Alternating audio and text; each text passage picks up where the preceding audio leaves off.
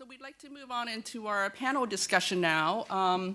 We thought we'd have people present more deeply work that they're doing in this area, and wanted a discussion around the clinical aspects, the research aspects, but also the entrepreneurial aspects. And we're thinking who would be a good person to moderate this kind of discussion, and David Shaywitz's name came to mind pretty much right away, actually. I'm very, very glad to have David here to moderate this panel. He's a CMO of DA Nexus and an adjunct appointment as a visiting scientist at Harvard University Department of Biomedical Informatics, as a trained internist and endocrinologist, as a regular commentator on Forbes, very aware, I think, of all the aspects that we're here, so I will just let him run our panel. Thank you, David.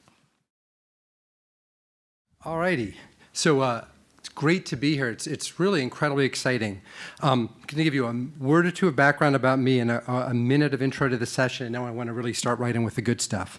I am CMO of DNA Nexus, which is a health data management company that spun out of Stanford right here about 7 years ago, started about a block away, and is a leader in enterprise health data management, enabling distributed collaborators to work with centralized genetic and other health data in a secure and compliant way, academic partners, industry partners. We built a precision FDA site for the FDA, the background for the Regeneron-Geisinger collaboration platform that resulted in a New England Journal paper a week ago. Worked with folks at the Broad on Ebola for the Cell paper a year ago. So we're involved in a lot of things and a lot of types of data integration, ideally which will include digital health. That's certainly one of the goals. So I'm clearly very interested and have been very interested in data, but my real passion, and I think what brings all of us here today, is health and trying to figure out how to use and integrate data to improve health, maintain wellness, prevent disease if we can, and effectively and precisely treat disease if we must. For most of us, unfortunately, healthcare still seems to be something that's episodic, occurring within the four walls of a hospital or clinic, though of course this isn't how we experience health. It's something that's with us all the time, everywhere, every day. The development of wearable technologies would seem to provide a mechanism to expand our understanding and conceptualization of health and liberate it in time and place, bringing it into our everyday lives and under our everyday control. At least this has been the vision.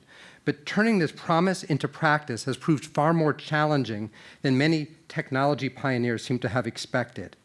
In some ways, when I got to California and I got to the Valley, it seemed that the scientific standards and rigors of proof that I had grown up with as both an academic physician scientist and then a drug developer didn't apply. It was like there were a different set of rules and expectations, and the rigor and the standards seemed to be very different.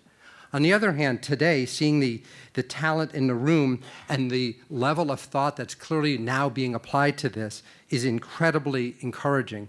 And it's hard not to feel optimistic in the presence of this talent in general and the folks who we're going to have a chance to hear from this morning. So let me just quickly introduce our first speaker, who is Abby King, a professor of health research and policy and medicine at Stanford, who will be discussing leveraging information technologies and citizen science for population-wide health promotion. Dr. King.